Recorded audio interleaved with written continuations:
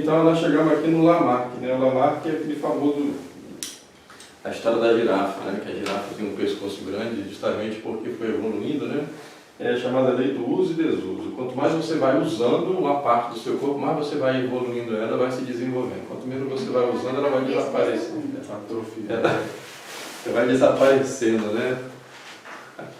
O Darwin vai fazer uma aplicação disso aqui tudo. Ele vai usar um pouquinho de cada coisa dessa aqui, né? Mas o que ele vai dar o corpo mesmo para a teoria dele, né?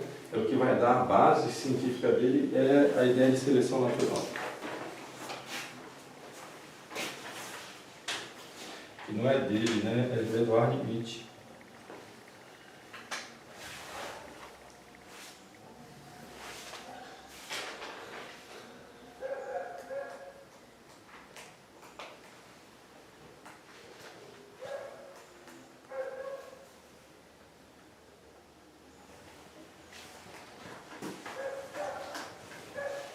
Então, a ideia de seleção natural, ela em si, ela não é ruim, né? Ela é verificável, né? A seleção natural é como se a própria natureza ela fosse ali, né? Através dos seus mecanismos, ela vai preservando algumas espécies e outras vão desaparecendo. As espécies que são preservadas são aquelas espécies que têm a maior capacidade de adaptação a determinado ambiente. Então elas vão conseguindo sobreviver naquele ambiente. Aquelas que não conseguem se adaptar, elas tendem a gradativamente ir desaparecendo. Não é? Agora, isso não quer dizer que essa espécie que vai se adaptando, ela vai adquirindo novas características, né, a tal ponto de transformar-se em outra espécie. Esse que vai ser o conceito que o Darwin vai utilizar aqui. É o transformismo darwinista, né? Ele vai usar a ideia de seleção natural para desenvolver uma teoria de que, baseado nesse princípio, de que algumas espécies são preservadas e outras desaparecem, né, devido à capacidade de adaptação, ele vai desenvolver a ideia de que essas que sobreviveram se desenvolveram porque, lei do uso e desuso, né, elas foram explorando aquelas partes do seu corpo que tinham maior capacidade para lidar com aquele ambiente, foram desenvolvendo-se até se transformar em outra espécie. Ele vai chegar a essa conclusão lá nas Ilhas Galápagos. Ele faz aquela viagem, né? Ele era simplesmente um naturalista, ficava catalogando planta, catalogando inseto, né? Descobrindo novas espécies tal, e catalogando. E tem uma diversidade muito grande de vida, né, no nosso planeta. E aí ele viaja lá para aquelas ilhas do Pacífico, a ilha de Galápagos, e ali ele vai observando e tal, ele vê aquele pássaro, né, o dentilhão. Um pássaro que tem um bico assim comprido, né? E aí ele vê que lá nas ilhas tem vários tipos de dentilhões. Aí ele vai concluir que o dentilhão, ele, na realidade, aquele que tem um bico mais duro, é um processo evolutivo do outro. Porque o que tem um bico mais duro é que consegue sobreviver na época que aquele tipo de fruta que eles comem, né? Que tem uma casca muito dura, tem uma determinada época do ano que essa casca fica muito dura e o que tem um bico mais frágil não consegue quebrar e morre. E aquele que tem um bico mais duro, ele vai conseguir sobreviver. Então ele é uma evolução, né, provocada pela seleção natural. Então ele vai usar esse princípio de seleção natural. Não ocorreu para o Darwin de que simplesmente eram dentilhões da mesma espécie, todo dentilhão, né, mas com a diferença racial. Não ocorreu a ele pensar nisso, né? Porque se a gente vê, por exemplo, né, o cachorro, né, e quanta diferença que tem de um piquinês para o gricho aqui do nosso tempo, pastor alemão, né? É absurdo. Pode-se dizer que uma coisa é diferente da outra. Exatamente. Quer dizer que não, o gricho é uma evolução do piquinês, né? O piquinês não consegue sobreviver, é muito pequenininho e tal. Então foi preciso ele evoluindo até virar um pastor alemão.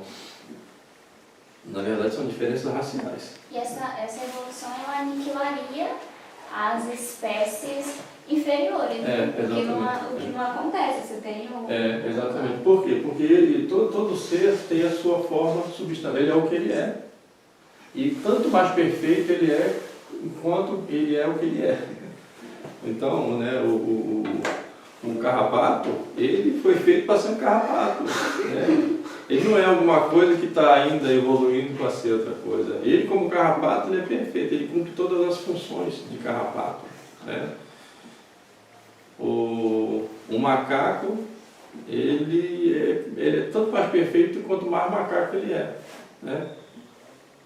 Você vê que o mecanismo da seleção natural desmente o dado. Porque se o macaco ele começasse a agir como um ser humano, imagine um macaco, né? Igual o King Kong lá, que senta para ver o pôr do sol, né?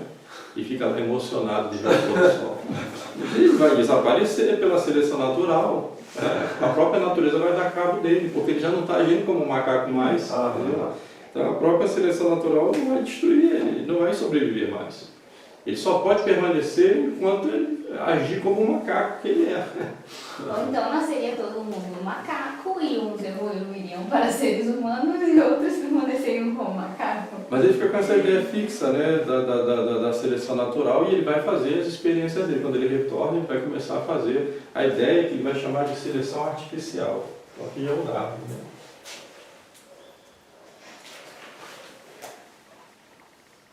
Seleção artificial.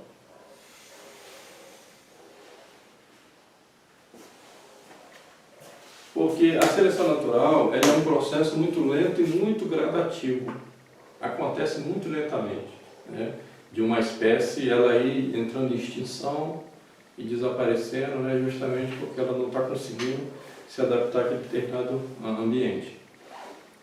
E esse é um processo que acontece muito lentamente. Então ele vai tentar apressar o processo para provar a teoria dele, de que uma espécie vai se transformar em outra.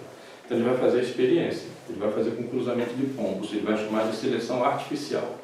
Fala assim, eu vou fazer, aquilo que a natureza faz, eu vou fazer em laboratório mais rapidamente. Né? E aí ele vai começar a fazer cruzamento de pombos, vários tipos de pombo diferentes. Né?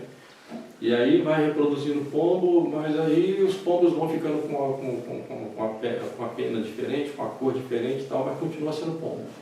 Né? O pombo continua sendo pombo. E aí ele chega à conclusão de que precisa acrescentar mais um dado nessa fórmula dele, nessa equação. Então ele vai acrescentar o tempo. Aí milhões e milhões de anos. Aí milhões de anos. Né? Ela não é possível reproduzir em laboratório, a evolução. A evolução ela depende do tempo. E o tempo da vida de um homem não é bastante para poder reproduzir essa experiência. Então, nem da vida de uma geração, nem de duas, nem de três. Então aqui vai jogar para milhões de anos. Pode já vir para isso. Né? Na ausência da condição de provar coisa, aí não, é milhões e milhões de anos. Milhões de anos. Como é que surge a Terra? Milhões e milhões de anos. Mas tudo agora é milhões e milhões de anos. Às vezes ele reconheceu uma coisa, vai inventando. Como é que o homem começou a usar a mão de forma hábil? Exatamente. Aí na aula que vem, não dá um tempinho de falar disso aí, a gente falar um pouquinho disso aí. Então aqui deu para entender o conceito, né? Joga para milhões de anos e tal. E o que vai acontecer, sabe?